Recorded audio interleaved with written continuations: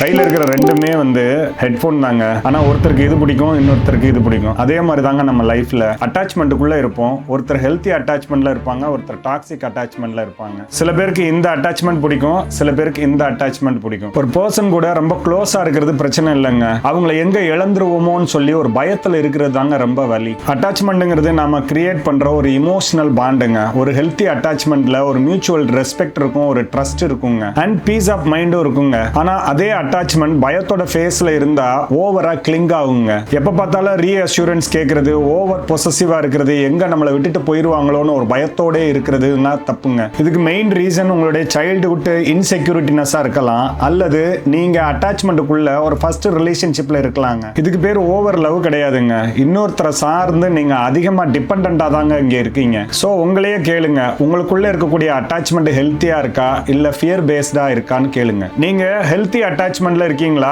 இல்ல fear paste அட்டாச்மெண்ட்ல இருக்கீங்களா? தைரியமா கமெண்ட்ல ஷேர் பண்ணுங்க.